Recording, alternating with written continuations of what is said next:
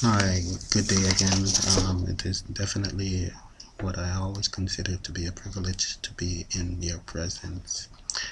This is April the 11th, 2013, as we continue with the topic on the theory and techniques of feminist therapy and therapy. As you know, I am Richard Mitchell of Genuine Uniquely RSM Counseling Advocacy and Consulting. Topic whereby we will be discussing again is of the above or what was just stated. And this is just a continuation of the first part of this topic of the techniques, theory, and therapy, and techniques in feminist theory of psychology or therapists. Re-socialization follows social and gender roles analysis and involves reorganizing the client's belief system. They learn to view things differently and they develop new coping skills and strategies, methods, and thoughts that increase self-esteem, assertiveness, and self-views. A main goal of re-socialization is an overview increase in well-being. Social activism is rather controversial and not practiced by all therapists. It is embedded in the notion that personal is political, which is one of the basic tenets of feminist therapy. This means that there are underlying roots of clinics problems that stems from society. Social activism may involve participation by both the therapist and the client that they can accomplish by speaking out, organize, protest, influenced by a segment of stereotype associated with these internal and environmental pressures which can affect one's identity. Feminist therapy recognizes this and implements these concerns in practice. Furthermore, we live in a world dominated by males and masculine patterns of thought and behavior.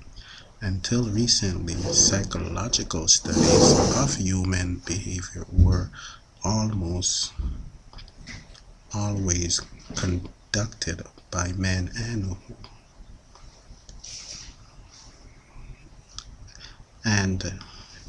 by men and on men. The result of these studies were generalized to apply to women equally. The results are based for several reasons, including the fact that men and women are not the same. They have developed differently from early childhood, and they tend to view the world in different ways. The media gives young children strong gender-biased messages. Boys are supposed to be independent, self-sufficient, dominant, aggressive, and successful. Girls are sweet, well-behaved, passive, submissive, over-emotional, and attractive.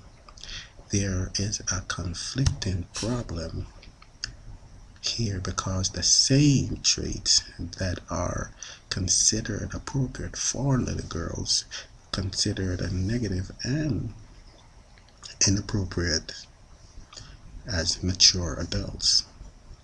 Males tend to view the world in terms of competition and power, while females look at the aspect of the world through relationship and connections to others.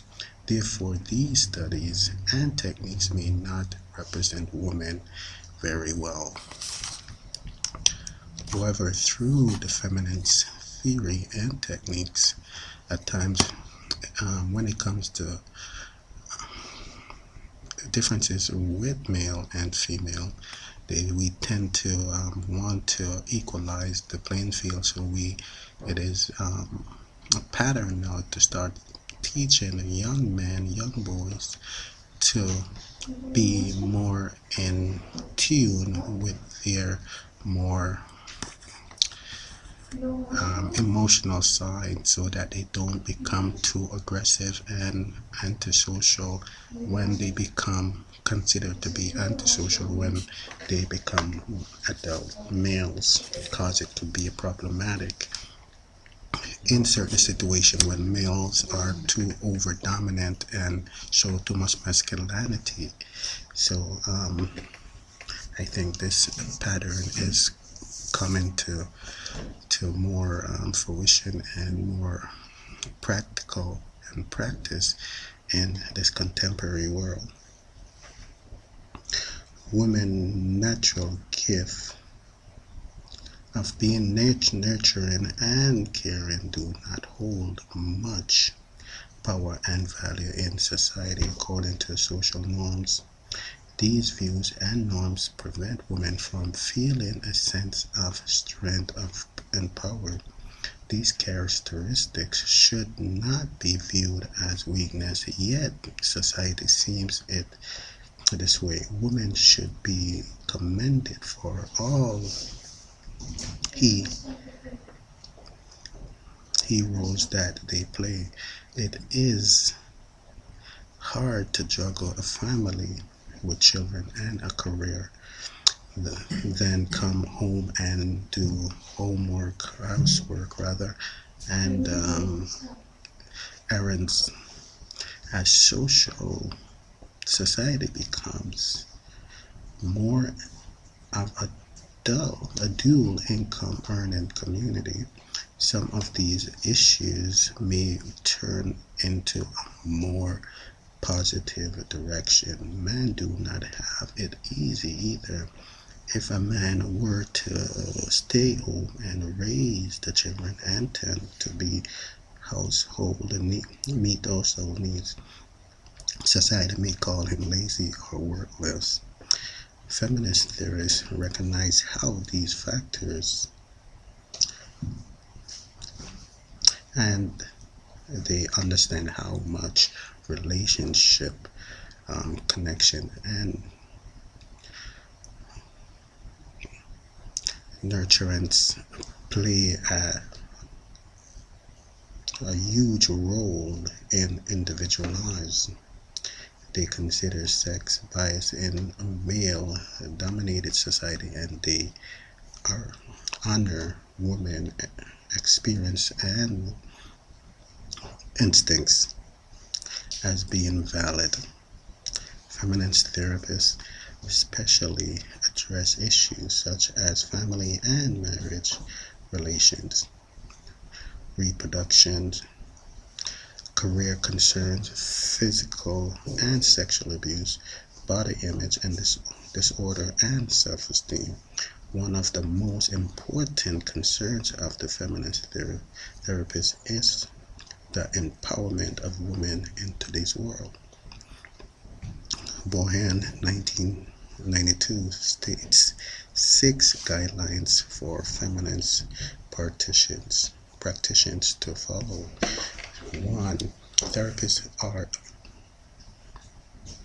knowledgeable concerning gender roles, socialization, and the impact these standards have on what it means to be a woman or a man.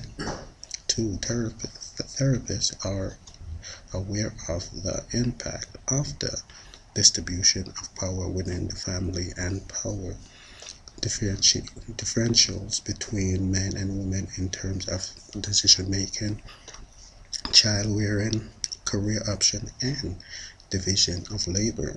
3. Therapists understand the sexist context of the social system and its impact on both the individual and the family. 4. Therapists committed to promoting roles for both women and men are not limited by cultural and gender stereotypes. 5. Therapist acquires intervention skills that assist clients in their gender roles journey.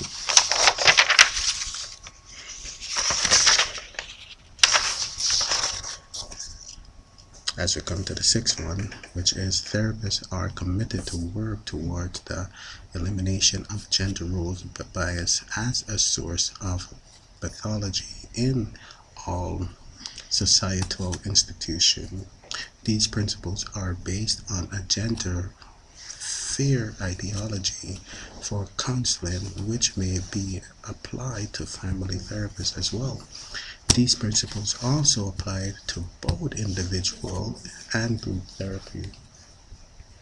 The fact that many principles of feminist therapy can be incorporated into other therapies is a strength because it can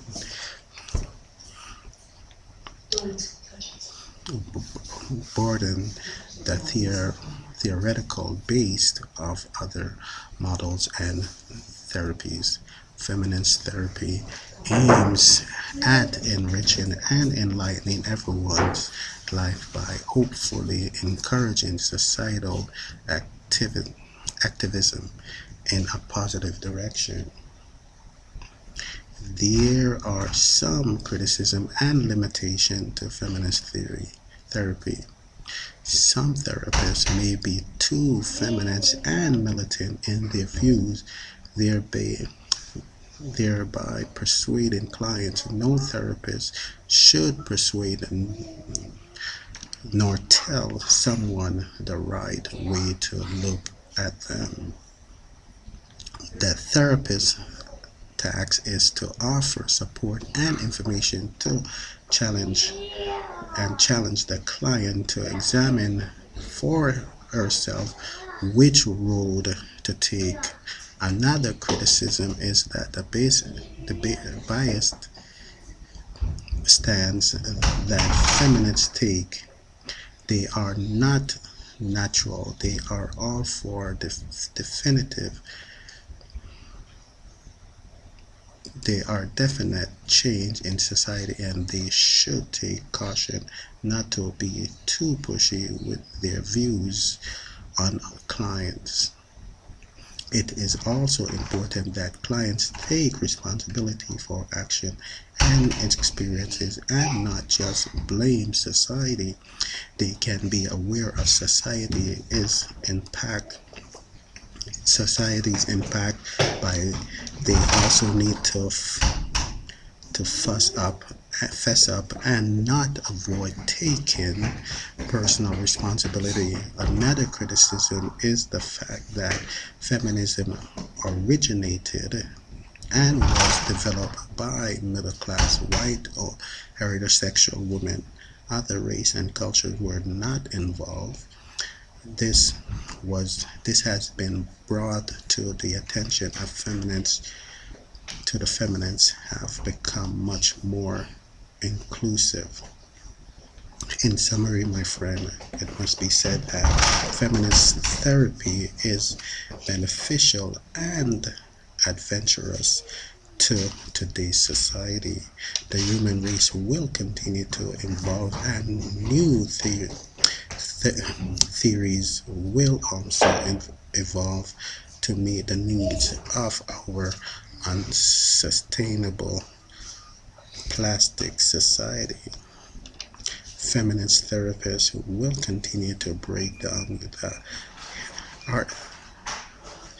hierarchy of power by therapeutic approaches and intervention, with the overall remaining goals as empowerment of the client and social positive change and the transformation of such. So we need to carefully and strategically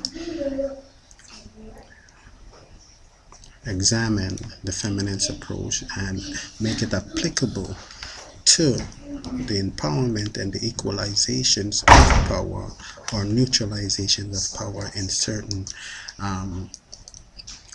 dominant groups in society, so that we may have a society that is more conducive to the contemporary situation that exists.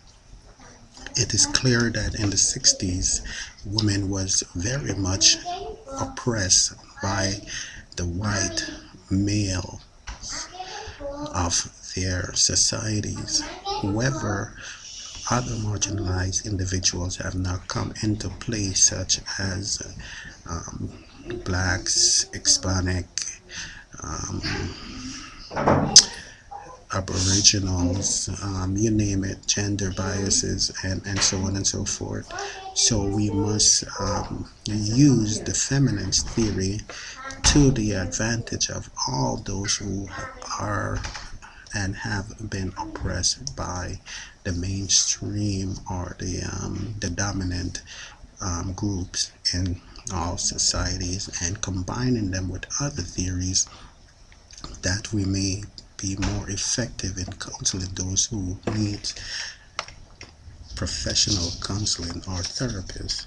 So again, I am Richard Mitchell of Genuine Uniquely RSM. You take care and you be good. Bye for now.